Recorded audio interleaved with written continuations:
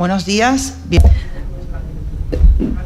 Good afternoon. Welcome all to this Espacio Fundación Telefónica on a very special day for us. We are starting our cycle that we have called El Futuro que Queremos, the future we want to build us all together. This is a cycle, a program that we have started thinking about the 100 years that we are celebrating throughout the coming year, where we do not want to stop and look at the successes that we have accomplished up until now, but instead we want to look towards the future in a time where we are facing great challenges and great dilemmas. The world is uncertain, change is ever present, science and technology, creativity and human solidarity can appear as the drivers of our social environment and understanding. So this cycle is aimed at helping us reflect on the future that we want to design for ourselves. This future is up to us, and it could be more accessible, fairer, and we might accomplish not leaving anybody behind.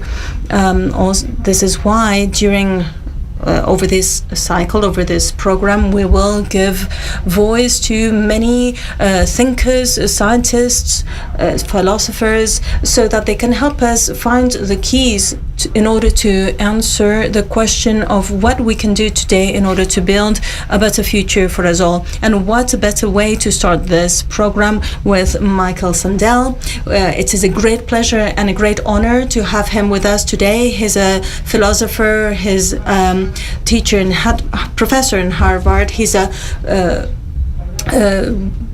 he's an author of very influential work pieces, such as What the Money Cannot Buy or The Moral Limits of the Market, public philosophy, essays on morale in politics, and the book that we are about to republish, a new version of the said work, which is The Democracy, Discontent, and this will be republished in Spain very soon by Debate, the publishing house, who are our partners and with whom we cooperate very often, and to whom we thank for this cooperation, for the work in this project of ours.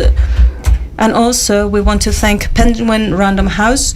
We want to promote the dissemination of a critical thinking among the citizens, and we want to thank Dr. Sandel for being here with us on such a special day. And also we want to thank Berna González, who is here with us accompanying in this debate, and welcome all to those who are following this debate online. Thank you very much.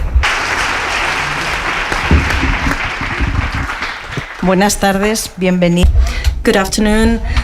Welcome all, those who are here and those who are watching this through the streaming, or who will see this in YouTube and in other platforms. It is a great honor to be here hand in hand with Penguin Random House and Espacio Fundación Telefónica. I will not introduce him to you, because you need to go to the Wikipedia and find out all the information about this magnificent figure. And I just want to say that aside his great contribution to the philosophical thinking, he has given us not only his ideas, but a special way of telling us those ideas.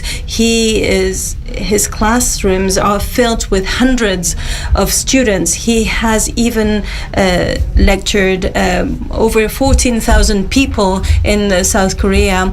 His lessons have been watched on the internet, and these has been watched by millions of people. There's a series of his lectures on one of the platforms, and he has been able to bring this knowledge to the citizenship, to the people, which is even more important than having the thoughts themselves. And he has done this by asking people, by asking questions, and enticing the response from the audience. And I love to ask. I'm a journalist and I'm an official question asker. So I'm very excited today to be able to ask him questions. And my first question today will be, what do you like best, to ask or to answer questions?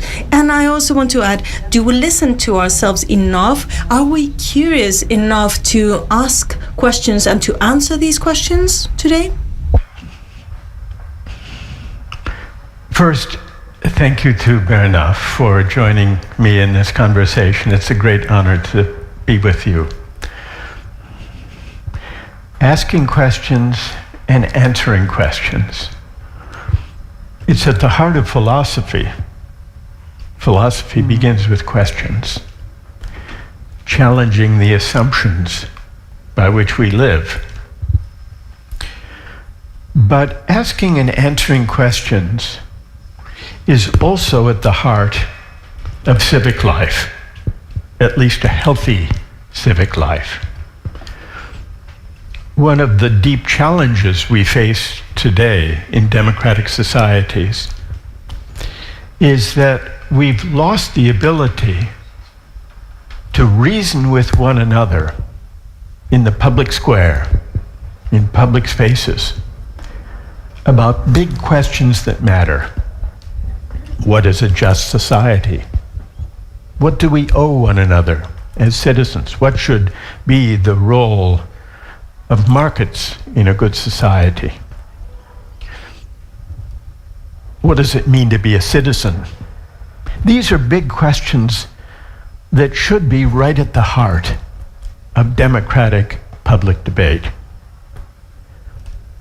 Now, we disagree about the answers to those questions.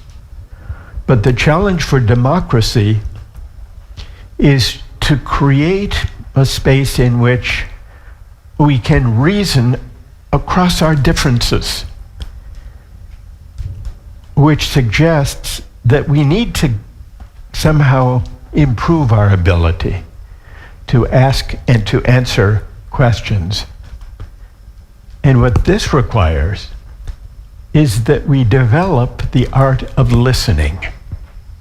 We aren't very good at listening to one another these days. Too often, what passes for public discourse consists of shouting matches, where partisans and politicians shout past one another without really listening. Listening seems a simple skill, but it's actually an important moral and civic art, the art of listening, not just hearing the words, but listening for the reasons and for the principles lying behind the moral convictions that we debate in public life.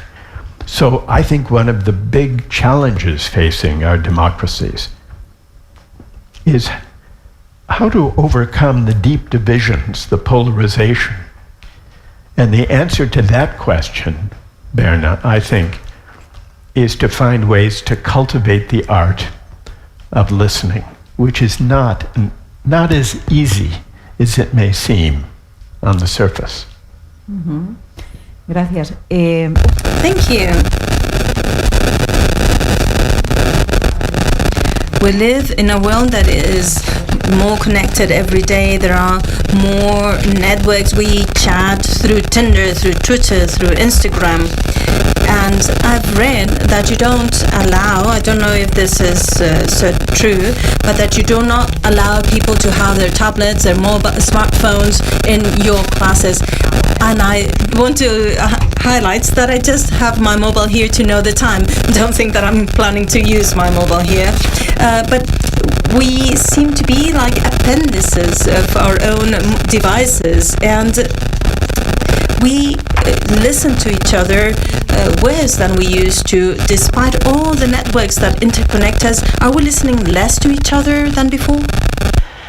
It's a very interesting question, because modern technology and social media began with the promise of bringing us together, of improving the possibility to communicate and to share information, not only with our fellow citizens, but with people half a world away. That was the promise of social media, to create a kind of universal, global community of communication. But what's happened instead is that social media has enclosed us in isolated bubbles of like-minded people, and actually diminished our ability to reason with those with whom we disagree. It's reinforced our divisions rather than enabled us to engage with people from different backgrounds from our own. You're right, I have banned the use of cell phones and screens in my classes, in part because social media works by stealing our attention, by creating an economy of attention, by commodifying attention, by turning our attention into a product, really. Social media platforms claim to promote what they call engagement, and they seek to maximize engagement. But what engagement really means for social media is not genuine engagement in deliberation, in discussion. Engagement means capturing my attention for as long as possible so that I will stay glued to my screen. Because the business model for social media depends on capturing our attention, holding it for as long as possible, taking more and more personal data as I watch, and then using that personal data to sell us goods and services, to try to sell us stuff. There's something corrupting of civic life in that business model, not in the technology as such, but in that way of funding social media. And I think we have to challenge it. Targeted online advertising, that's the business model. But that business model requires news feeds to capture our attention, often with sensational, scandalous, attention-grabbing material that plays to our emotions and often to our fears, to our anger, conspiracy theories. And so in order to renew democracy, in order to cultivate the art of democratic deliberation, true engagement, I think we need to find alternative platforms, whether online or ideally in person, face-to-face, platforms, forums, and arenas that enable us to reason together across our disagreements and across our differences with civility and mutual respect. Usted ha escrito, ha cuestionado. You have questioned meritocracy as something that actually preserves the gap between the winners and losers, and that you claim that this erodes cohesion. So how can we correct this? How can we write a system that is based on merit at the best case? You're right. I have written critically about meritocracy. And I've even spoken of the tyranny of merit, which is a paradoxical idea because we think of merit as an ideal. As normally, merit is a good thing. If I need surgery, I want a well-qualified surgeon to perform it. That's merit, being well-qualified for a job. Or if I fly in an airplane, I want a well-qualified pilot. That's merit.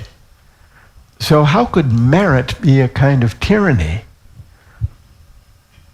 To see how that's possible, we have to think our way back, look back over the past 4 decades, and notice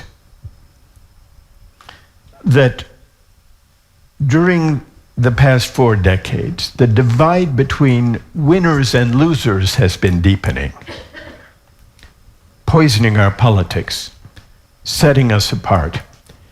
Now, this has partly to do with widening inequalities of income and wealth. But it has also to do, I think, with the changing attitudes towards success that have accompanied the widening inequalities. Those who've landed on top have come to believe that their success is their own doing, the measure of their merit, and that they therefore deserve all the rewards the market bestows upon them. And by implication, that those left behind, those who struggle, must deserve their fate as well. This way of thinking about success arises from a seemingly attractive principle, the principle of meritocracy. Meritocracy is the principle that says, insofar as chances are equal, the winners deserve their winnings. Now, there are 2 problems with this. The first is chances in our societies are not truly equal. We know this. Children born in low-income families often wind up poor as adults. Opportunities are not equal. But even if we could bring about true equality of opportunity, a true meritocracy, even then there would be a problem. And the problem is that meritocracy has a dark side. The dark side is that it is corrosive of the common good, because the winners come to believe that their success is their own doing. Or to put it another way, those who land on top inhale too deeply of their own success. And they forget the luck and the good fortune that helps them, that helps us on our way. They forget their indebtedness to those who make their achievements possible. This is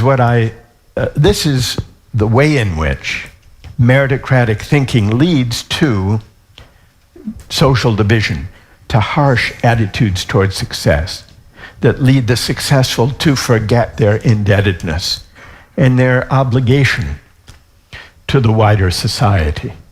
So, and this, I think, is what's been happening over the past 4 decades, and it leads to elites, especially credentialed elites, to look down on those who haven't risen, who haven't succeeded, who haven't got a university diploma.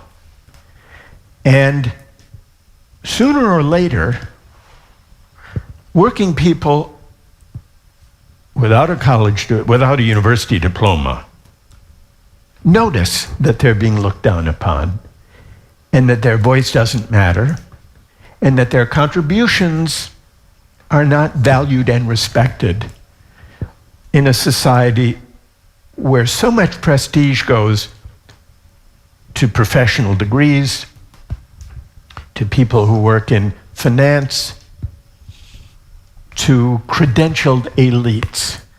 And this, I think, explains much of the populist backlash against elites that we see in many democracies today. ¿Y cómo se corrige?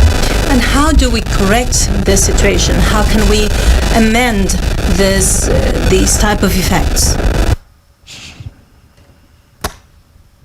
We have to begin, I think, by shifting the terms of public discourse away from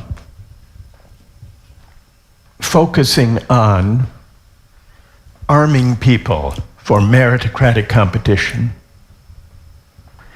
away from, as the mainstream parties have done, mainly they've offered to help people compete to scramble up the ladder of success. But that doesn't work at a time when the rungs on the ladder are growing further and further apart. It's not enough to say, you go get a university degree, to say to working people suffering wage stagnation for 4 decades, you go get a university degree, and then maybe you too can rise. That's not enough.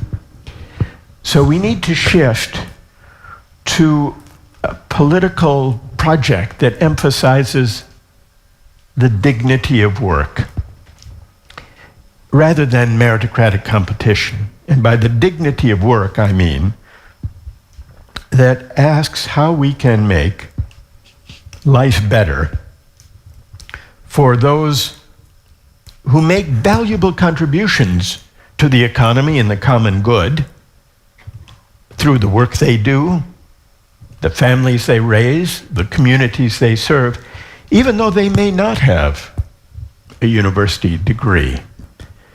And how exactly to promote and renew the dignity of work, that's a subject for political debate. Those on the left may have one answer, those on the right may have another answer. But that, I think, should be the focus, rather than having the focus on telling people the way to deal with inequality is for you to go improve yourself by getting a university degree. I think that's been a mistaken emphasis, and we need to shift to a politics of the dignity of work, and ultimately, ideally, to a politics of the common good. Because I think part of the anger and frustration that the populist backlash reflects is not only frustration about the widening inequalities of income and wealth, it's also anger and frustration at inequalities of social recognition and esteem, which matter even more than economic inequalities. Mm-hmm. A sense of recognition, of respect, of honor, of appreciation. Here's a small example. During the pandemic, those of us who had the luxury of working from home couldn't help but notice how deeply we depend on workers we often overlook. Not only those working in the hospitals, but delivery workers, warehouse workers, grocery store clerks, nurse assistants, home health care providers, child care workers. Now, these are not the best paid or the most honored workers in our society. But during the pandemic, we began to appreciate them and applaud for them even at the end of the day. It could have been a moment to rethink the economy and how to bring their pay and their recognition into better alignment with the importance of their work. I'm afraid that that moment passed without producing much lasting change of this kind. But that would be a small example of how social recognition and esteem matters as much as equality of income and wealth and pay. Muy interesante. Very interesting. I would also like to connect this frustration that you're telling us about with politics, with the decision makers in politics. So let's focus first on the left wing. I have read your last book, The Democracy Discontent, and its discontent, and you make a deep analysis there. But I would like you to explain this here. What are the flaws of the left, or what are they doing wrong to make such a strong right wing grow? So what are the defaults of the left? In my book, Democracy's Discontent, I'm a sympathetic critic, but quite a strong critic of the mainstream parties of the center left over the past 4 decades, really. The story goes back at least to the 1980s, when Ronald Reagan and Margaret Thatcher brought in the market fundamentalist faith. And then they were succeeded in the 1990s by center-left politicians who did not challenge the fundamental premise of the Reagan-Thatcher market faith. They didn't challenge the assumption that markets and market mechanisms are the primary instruments for achieving the common good. They moderated somewhat the harsh edges of the Reagan-Thatcher market fundamentalism. But they didn't fundamentally challenge it. I'm thinking of figures like Bill Clinton in the United States, Tony Blair in Britain, Gerhard Schroeder in Germany. They consolidated the market faith as a way of thinking about the common good. And as a result, they promoted a market-driven or neoliberal version of globalization that produced widening inequalities of income and wealth. And they also promoted the deregulation of the financial industry, promising that, like the free trade agreements, like the free flow of capital across national borders, like the outsourcing of jobs to low-wage countries, deregulating the financial industry would promote prosperity and economic growth that would lift up everyone. The gains to the gainers, they assured us, could be used to offset the loss to the losers. Problem was, there were gains to the winners. But the gains of globalization over these 40 years were highly unequal. Almost all the gains flowed to the top 10 or 20%. And the bottom 50 or 60% faced stagnant wages in real terms for 40 or 50 years. And so as a result, the center left alienated working class voters who once constituted their base of support. I'm thinking of the Democratic Party in the United States and the Social Democratic parties of Europe. And we saw a reversal politically of a pattern, long-standing pattern, where the center-right parties won primarily among affluent voters, and the center-left parties won among those without a college degree and working class voters. That changed, so that by the early 2000s, voters with university degrees or advanced degrees voted for the center-left parties, and working people And those without university degrees went for often right-wing populist parties. Donald Trump in the United States won overwhelmingly among voters without university degrees. In fact, after one of his primary election victories, he made what seemed like a strange statement. He said, "I love the poorly educated." But he understood what was happening. This was a historic reversal, and it happened not only in the United States, also in Britain, also in France, this reversal.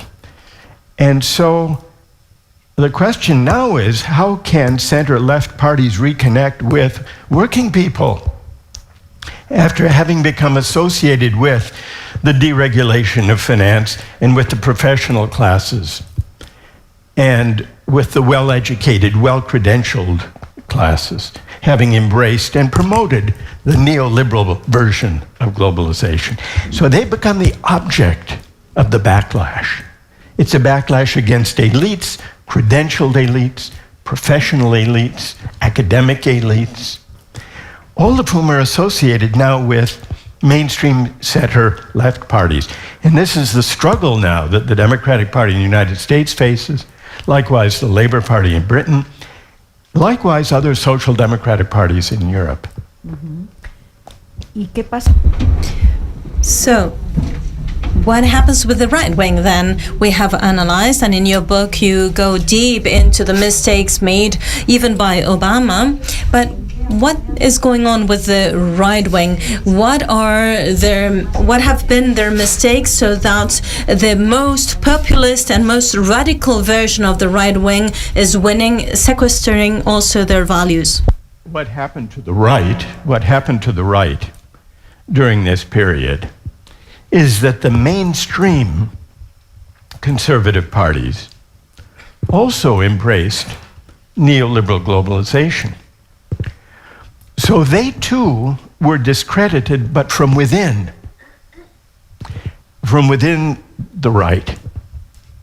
So in the United States, we saw Donald Trump in 2016 challenge mainstream Republicans like George W. Bush and his father before him, and Mitt Romney, establishment mainstream Republicans, center-right conservatives.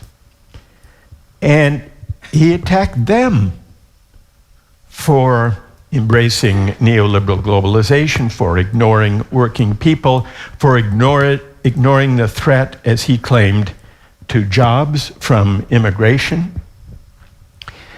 And so what right-wing populist politicians have succeeded in doing is challenging the traditional mainstream center-right parties and transforming those parties either by sidelining them or by transforming them into right-wing hyper-nationalist parties.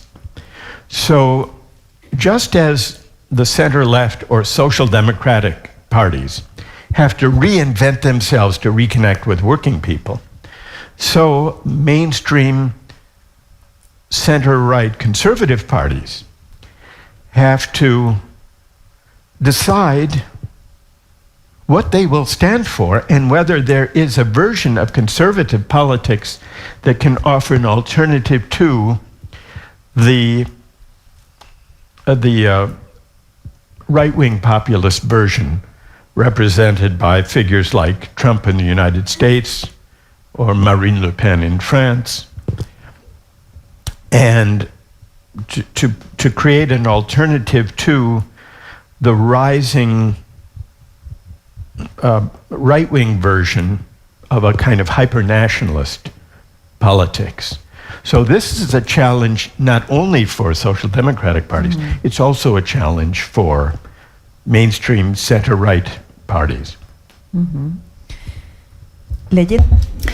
When I was reading your book, and book that is going to be published soon, Democracy is Discontent, is actually a revision of the 90s that you have updated, and that has been added an epilogue and a prologue that I have read without knowing that it was a revision of the previous version.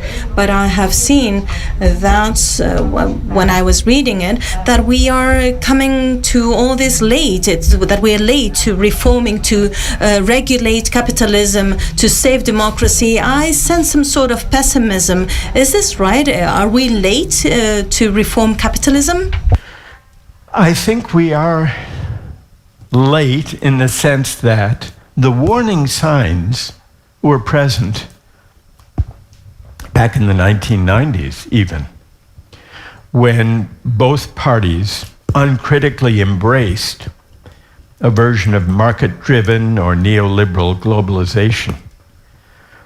One of the features of that political project was to assume that national borders and national identities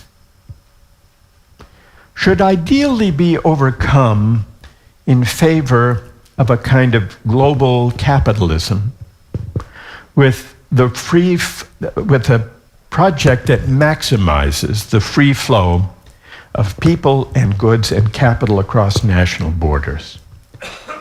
And implicitly, that political project said, we should really think of ourselves mainly as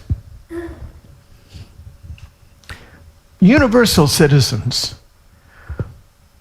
and to regard patriotism or particular identities or the claims of community or of national belonging and membership as a kind of atavistic, old-fashioned way of thinking that ideally we should be able to overcome thanks to technology and thanks to global capitalism and thanks to capital flows that ignore national borders. That was the implicit project. And what they missed was that politics has to be about identity and community and solidarity and belonging. And that means it requires a sense of identity and belonging and allegiance to particular places and traditions and cultures and communities and forms of identity. That it's not possible and it's not desirable to sweep that all away as so much nostalgia. So the challenge now, many of the right-wing populists have seized on this. And I worried in the book, in the first edition of the book in the 1990s, that this way of thinking about identity and community and belonging would create a moral vacuum in politics that would sooner or later be filled by narrow, intolerant moralisms and identities, such as hypernationalism or fundamentalism. What I worried about is that, well, let me put it another way. That was my worry then. And it's come to pass in the form of the populist backlash, which tries to reassert identity and belonging and community, but with a vengeance. America first, hyper-nationalism, anti-immigrant, xenophobic sentiment. But this kind of backlash was almost invited by a political project that ignored the legitimate aspiration that citizens have for sources of identity and belonging and allegiance and community and solidarity. So, for example, patriotism is often seized upon by the right and by right-wing populists. Patriotism And it's often true that those on the center left have been a little bit uneasy with the language of patriotism. And so they've ceded that language to right-wing, sometimes authoritarian populists. I think this is a mistake. It's a mistake because what they should be doing instead is articulating a better, more contestable, more generous vision of patriotism and belonging, not by allowing right-wing populists to claim a monopoly on the moral resonance and power of patriotism. And so this, I think, it goes back to your earlier question, Berna, about what the alternative is. Part of the alternative, I spoke before about the dignity of work, but part of the alternative is to articulate a sense of what it is we share, to articulate a politics of the common good that takes seriously patriotism and national belonging and community and identity. Because otherwise, these important aspirations will be captured by narrow, intolerant voices and be the basis for really a dangerous politics, the kind of politics that now casts a dark shadow over the future of democracy.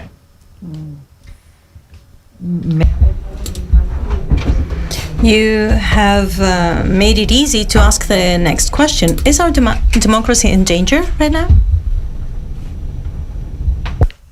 Yes. But that's not a pessimistic answer. You mentioned a moment ago that that reading the new edition of Democracy's Discontent, it seemed in some ways a pessimistic picture because I was trying to diagnose the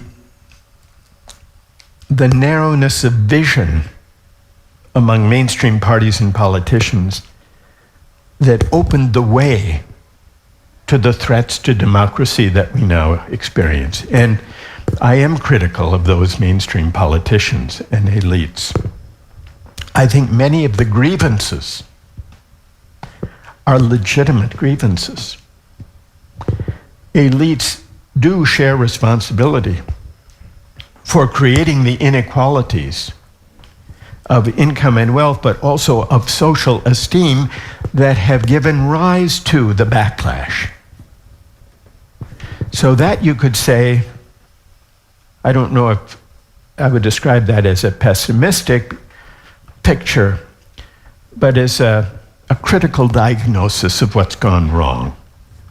But implicit in that diagnosis is a more hopeful possibility, which is that we still can address the danger democracy faces, but only if we reimagine the terms of public discourse on the right and on the left to address the deep inequalities of income and wealth, to also address the lack of dignity and recognition and social esteem accorded working people who are not well credentialed but who nonetheless make valuable contributions. Our project, really, our challenge is to give democracy a future by trying in a constructive, responsible, imaginative way of addressing the grievances that authoritarian, right-wing populist figures exploit. And that means also re-articulating what it is to be a citizen, what we owe one another, what we share, to reinterpret our traditions in a way that cultivates appreciation for pluralism rather than allows pluralism to be seen as a source of fear. An appreciation of pluralism. There's a difference between seeking toleration and seeking a genuinely pluralist society. Toleration is too weak an ideal as a way of dealing with our differences, because when we tolerate those who are different from us, we essentially say, we will put up with them. Toleration presupposes a kind of dislike or wariness, but we'll live with it. We'll live with them. That's the spirit of toleration. Putting up with those who are different, about whom we have our doubts. Whereas pluralism is a more affirmative ideal. Pluralism approaches our differences not as a condition to put up with. Pluralism is about learning from our differences and growing from an appreciation, from mutual understanding, which goes back to the beginning of our conversation about listening. When we cultivate the art of listening, we learn something through dialogue and engagement with those different from ourselves, those with different opinions and backgrounds, spiritual faiths, different national backgrounds, different ethnic backgrounds. We learn something. That's the pluralist ideal. To grow together by appreciating our differences rather than just tolerating them. And that's the ethic, that's the spirit of a public ethic, of a civic project that could begin to address the dangers democracy faces today, Berna.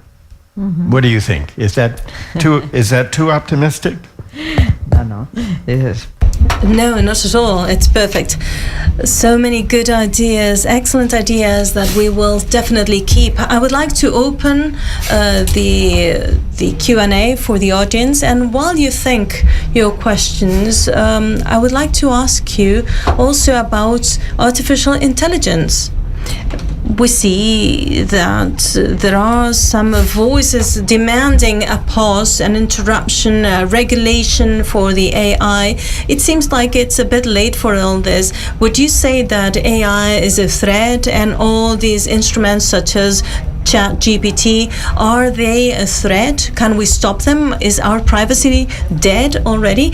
And while Dr. J.Sandel answers this question, please think of your questions.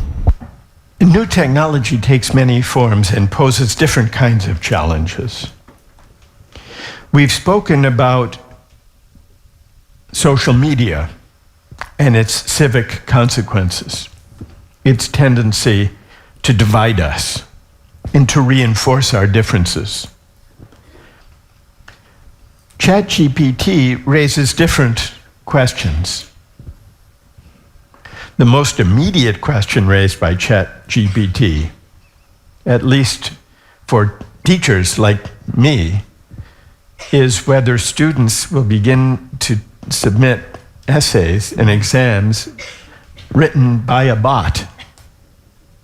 And if the bot gets very good at writing essays, even essays about Plato and Aristotle and various philosophers, then it will be difficult for me to make assignments and to evaluate what students submit. Or for those who are in business, they will have to decide if they assign an employee to write a report or to draft a legal opinion in the case of a lawyer, will they care if the report that is submitted by the employee was actually written by a bot? Will they care or not? So these are the immediate practical questions raised by ChatGPT. But there are broader philosophical and even spiritual questions that we will have to consider with large language models and the kind of text they can produce. And those questions arise when we ask the following question.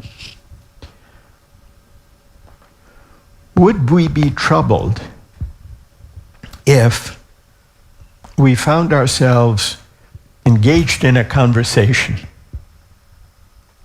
whether online or even in person, and we weren't sure, we couldn't tell if the person, say, we were speaking to online or on a telephone were actually a person, a human being, or a kind of bot, a smart machine? Would we care? Would it bother you? Of course. It would bother you.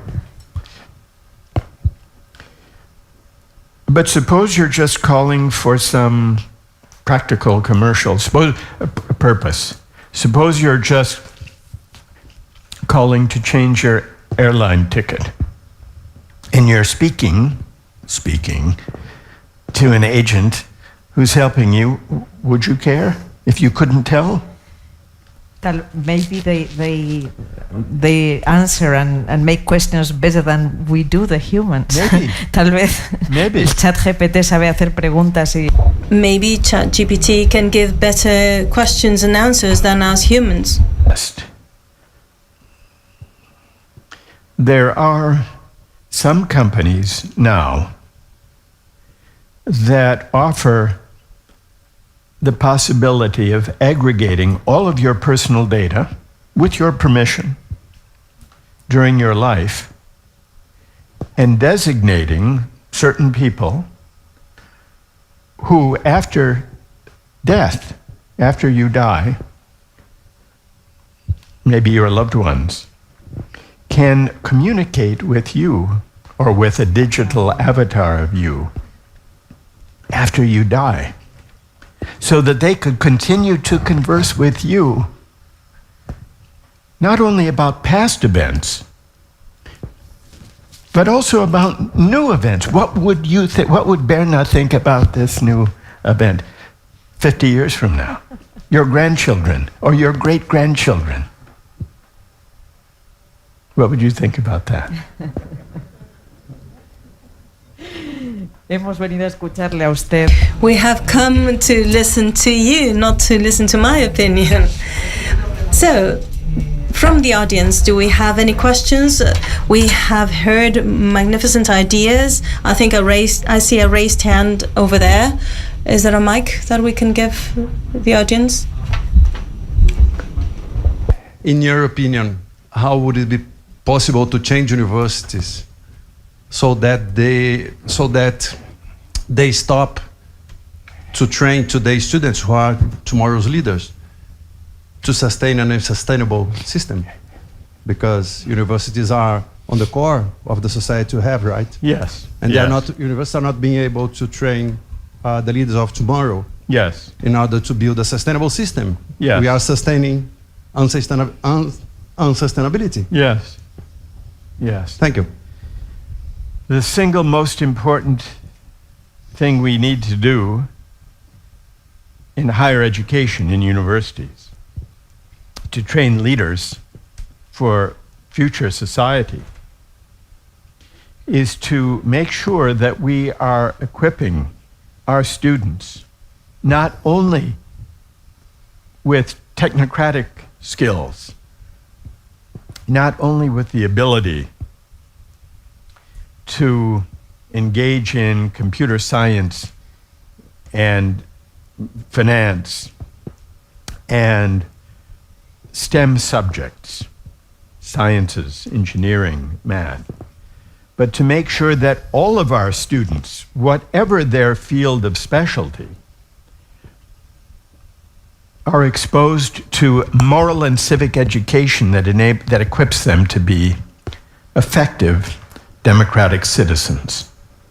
I don't think our universities today are doing a good enough job at cultivating the moral and civic education that future leaders require. I think we need to teach our young people about the history of moral and political philosophy, but not only as history. We have to equip them, empower them to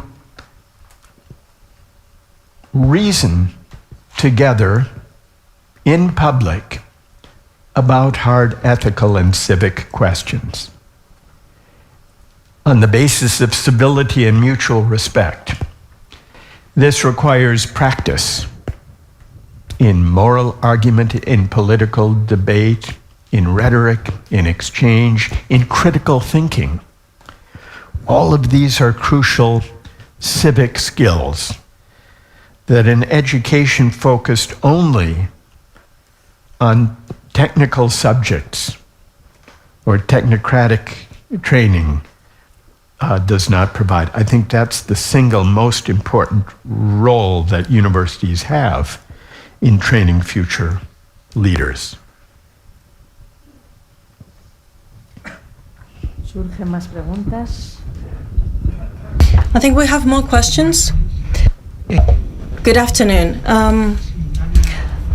In parallel with this crisis of democracy, we are also living at an international level, sort of democratic momentum where we see many political parties offering different suggestions to regenerate democracy and to enlarge democracy also.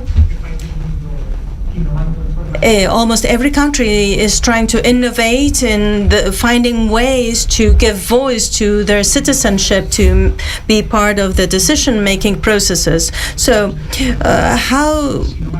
what degree of credibility do these processes, can these processes be if they are not hand in hand with the fight of inequalities that are in the roots of the democratic crisis that we are living through? I think any attempt to create a more inclusive form of political participation, to give everyone, every citizen, a voice, a meaningful say in how we are governed, has to contend with the deep inequalities that have developed over the last 4 decades or so. Because inequalities of income and wealth tend to reproduce themselves as political inequalities, as inequalities of voice and influence and participation.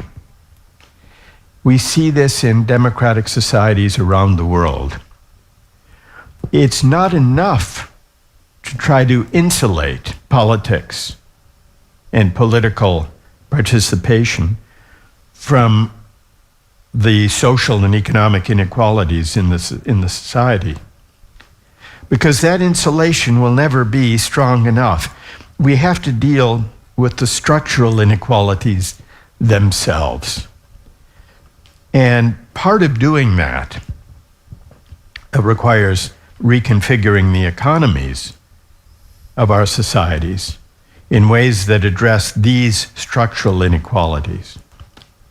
It also requires something else, which is rebuilding our civil societies, by which I mean our systems of media, communication, we talked some about that, higher education, we've touched on that, public education, civic education within schools, But it also requires creating and strengthening within civil society class-mixing institutions, public places, and common spaces that bring people together in the ordinary course of their lives.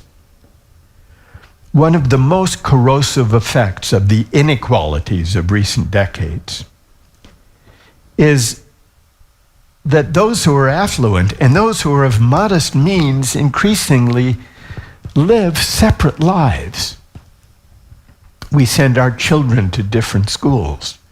We live and work and shop and play in different places. There are fewer and fewer occasions when people from different social backgrounds, different class backgrounds, encounter one another in the course of our everyday lives.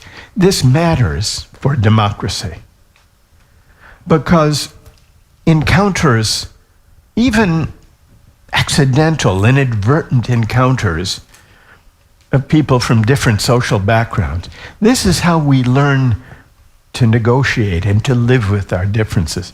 And this is how we come to care for the common good. So in all of these ways, I agree with you. We can't really succeed in giving everyone an equal voice in politics without also paying attention to the inequalities that currently exist in our economy and in our society. Thank you for that. Hay muchísimas. There are many questions coming from the audience. You just mentioned, I don't know who's speaking. Okay. You have just mentioned how civic education has been ignored.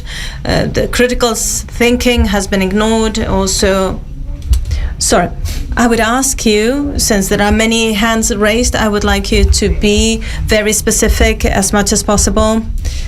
Okay, so you've been talking about the education in technocratic subjects, but also humanities and the human sciences have become sort of technocratic themselves, and hasn't this impoverished the public discourse? Yes, I think we have to ensure that the humanities, and I would also say you referred to the human sciences or the social sciences, that they be taught in a way that connects with values and debates about values, competing interpretations of the meanings of literary texts and traditions, of artistic forms of expression. There is a danger, I agree, that the social sciences, the human sciences, in recent times, have come to think of themselves in the image of the natural sciences, as if there could be a value-free or value-neutral kind of social science. I think this is a mistake. The human sciences, at their best, acknowledge the connection between the interpretation of economic and political and social life with values, including contestable values.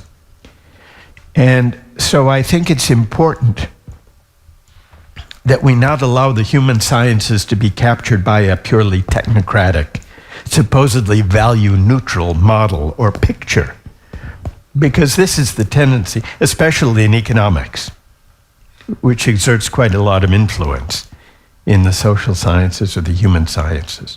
We need to reinvent economics as a discipline in a way that reconnects with its original home in moral and political philosophy. Nos queda tiempo para dos.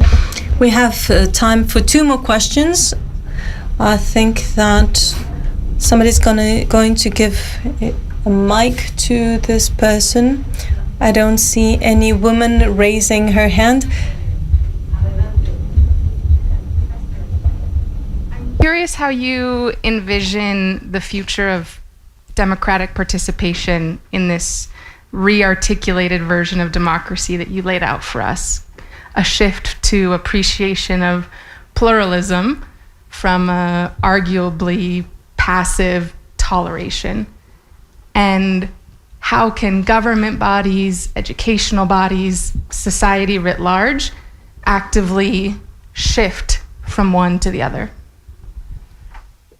Thank you for that. Thank you for that. We can't wait for politicians or political parties to solve this problem for us. We have to create from the ground up a demand and an expectation that politicians and political parties will have to respond to. And the way we do that is to begin by strengthening political argument and debate in local communities and also in educational settings, in cultural settings, and in forms of media, ideally including local newspapers and radio stations and online forums. Ideally, civic dialogue leads to political participation from the ground up.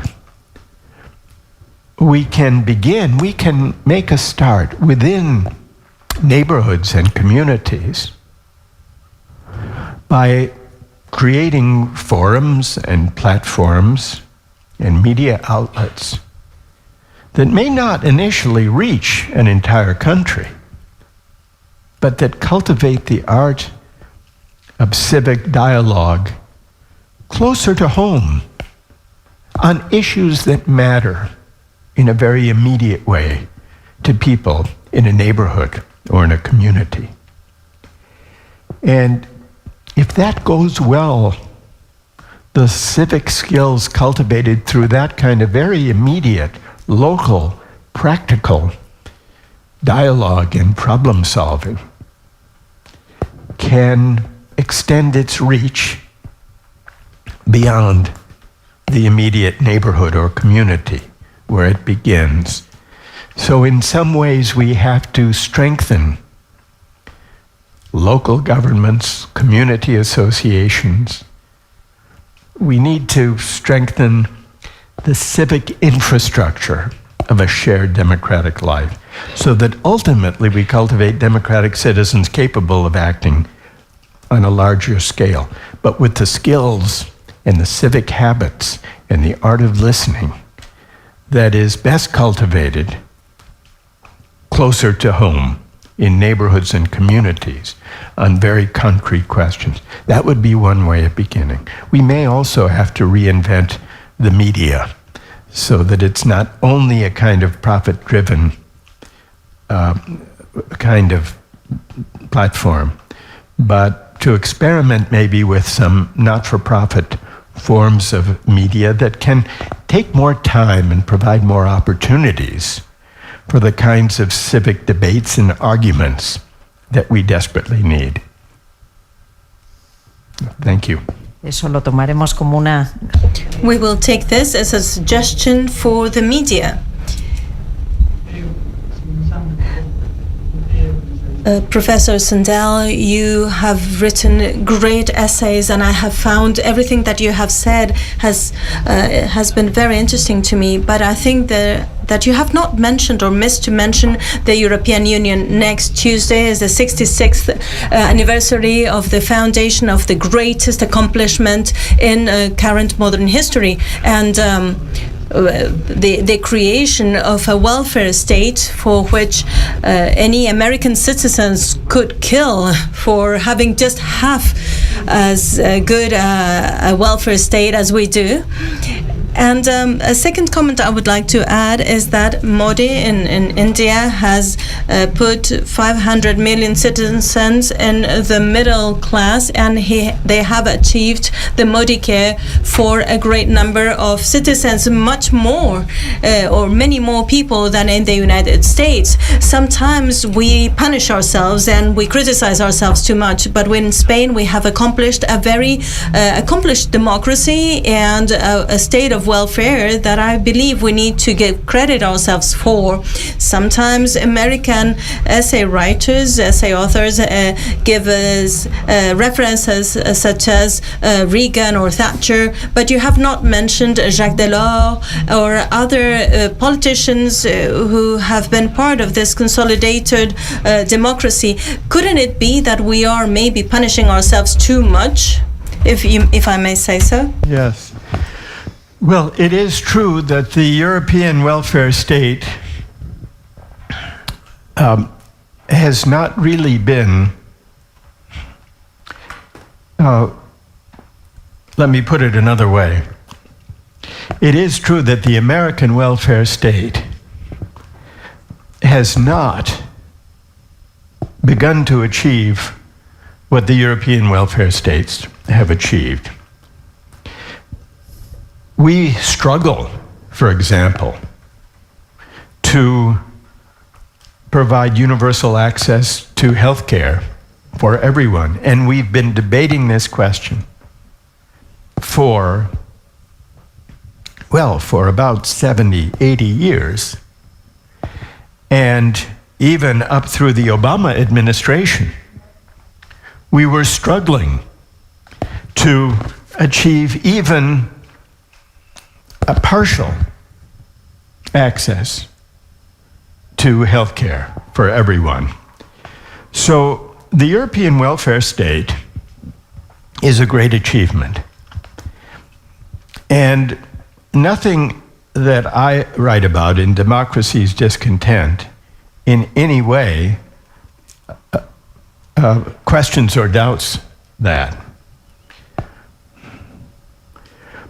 There is a question, I think, that every welfare state, including ones more successful than the United States has been able to achieve, have to ask. And that is, how will it be possible, not only in fiscal economic terms, but in civic terms, to retain public support for the welfare state?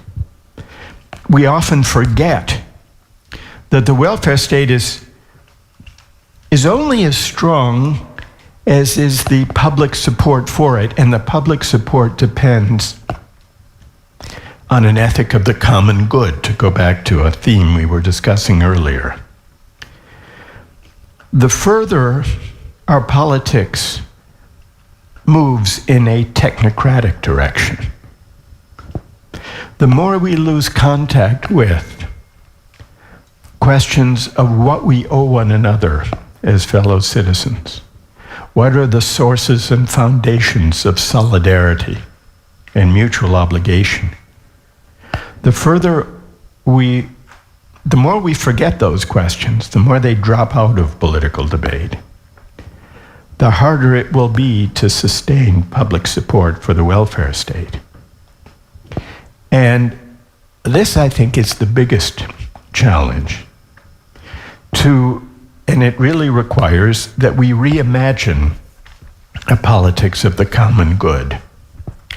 Because without a sense of a common good we share, it's very difficult to explain to fellow citizens why they should support a welfare state that provides, say, health care for everyone, or a decent education for everyone. But there's more to a politics of the common good than supporting the welfare state. There's also the element of political participation and voice that we've been discussing today. It's not enough that there be public provision of essential goods like health and education and housing. and welfare, it's also essential that we build democracies in which everyone has a meaningful say in how we're governed. Everyone believes that their voice matters. So this, and part of the crisis facing democracy today, I think, is a widespread sense of disempowerment, especially from those who've been excluded from the bounty that globalization has bestowed on those at the top. So public provision of essential goods is one expression of the common good. But finding a way to give people a meaningful say, everyone a meaningful say, in how we're governed is no less important. These together, I think, define the project, the challenge for a politics of the common good that I think is the only way of addressing the challenges to democracy that we've been discussing today. Bueno, Well, you have gifted us with many ideas, many recipes even. I will keep, in particular, the hope within that pessimistic diagnosis, but I will keep this hope of us being able to regain dignity in the work, to this sense of belonging, and to incorporate dignity in global policies. There are so many ideas. I want to thank you for your time, for all these ideas, and I also thank the audience for your presence here today, and I invite you all to ask for an autograph because Professor Sandel will be at the end of this hall signing his books, and on the 18th we will be publishing the book that we have mentioned before, Democracy as Discontent. So please put your hands together for Professor Sandel. Thank you. Thank you. Thank you very much. Wonderful. Wonderful. Thank you. Thank you.